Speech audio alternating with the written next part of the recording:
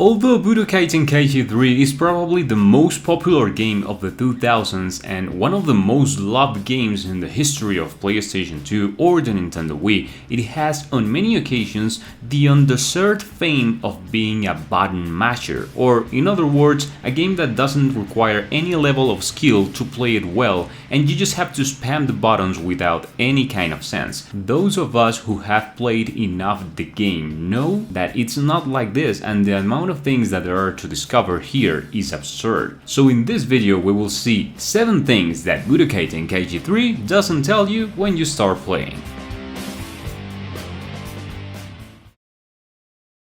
Number 1. We know that this game introduces the concepts of weak attack and strong attack, making variants if we leave the attack button pressed. What the game never specifies to you is that when you keep the attack button pressed for a certain time, your character will start flashing. It just lasts a few frames. The thing is that the flash is the signal for you to release the button at that precise moment. This will make your character automatically teleport along with your opponent and attack with a virtually unblockable punch that will send him flying, creating an opportunity to attack in persecution. This requires some timing management, but it's pretty simple once you get the trick after a little practice. It's a useful tool to take your opponent by surprise. You should keep in mind that to notice that the character flashes, if you play in an emulator, you must switch to the software version mode. This can be activated by pressing F9.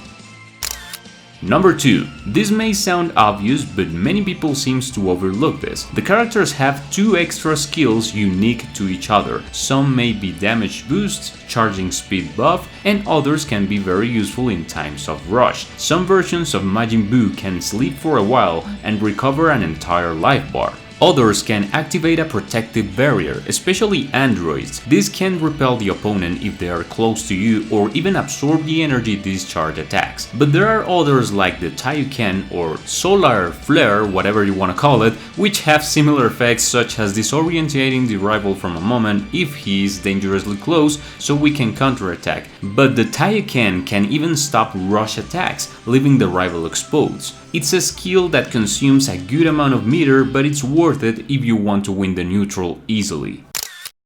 Number 3. During the energy wave struggles, there are some special powers that take preference over others, particularly the ultimates. Careful, this doesn't mean that one technique will always lose against another. However, if for example, Kui launches this energy blast to answer a Big Bang Kamehameha from Super Saiyan 4 Gogeta, the player with Kui will have to make a greater effort mashing the button to beat the other player. It's a little unfair advantage, but taking that into account, we know that it's not convenient to respawn energy discharges, which are the maximum powers of a character, with a normal type technique, as in this case. Sometimes it's more logical to dodge it, and that's it. The beam struggles are pretty fun, I know, but you have to also take into account the result. Here we can see that the power levels of the series are relevant on many occasions in this game. Number 4. There's a chance to continue rush attacks after the animation ends. Many think that when it finishes, it's the end of your chain attack, but it can be continued if you have enough practice. Once it's finished, you will have to do a key dash with a forward direction to stay behind your opponent before he falls completely, and just at that moment, if we press L2 plus X so that our character automatically positions behind the rival and receive him with a strike. In summary, it would be pressing L2 forward plus X and then L2 plus X again. You must keep in mind that this can only be achieved if you have enough key bars left after the technique to continue doing the impulses with the key. Number 5. We know that it's impossible for us to do a rush attack on a giant opponent like the Great Apes, Janemba, etc. However, there are very limited attacks from certain characters in particular that manage to make these special attacks on the opponent regardless of their size. For example, the Dragon Fist attack from GT Goku. Characters like Tapion, Kid Goku, and Super Saiyan Trunks can also do it with their respective ultimates, so this possibility should not always be discarded when fighting against a giant. You know, instead of spamming energy attacks, these characters create another possibility. Number 6. This is a little absurd, but I wanted to highlight it here too. Most giant characters can be stunned when a normal character hits them. It doesn't generate any kind of stunning unless you are a very powerful transformation. Well, Arale can move any giant with her attacks. Sometimes this gets ridiculous.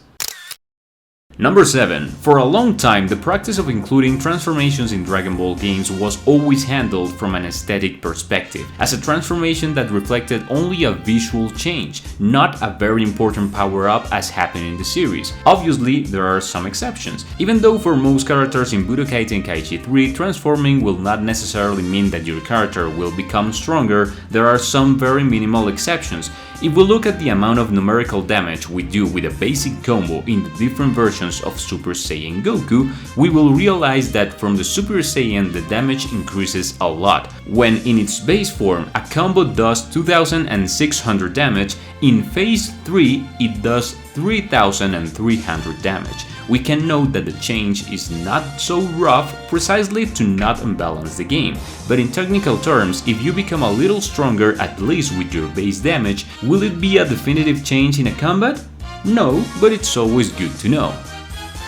Dragon Ball Z Budokai Tenkaichi 3, in addition to mechanics that don't always explain to us very well how they work, has many more things to discover that are also related to the lore of the series. If you would like us to continue talking about advices about the game or even secrets, don't forget to hit that like button and subscribe if you have not yet and you have been watching the videos out there. Without more to say, that was all for today, guys. Thank you for getting to the end of the video, and I'll be watching you next week. Take care and see ya!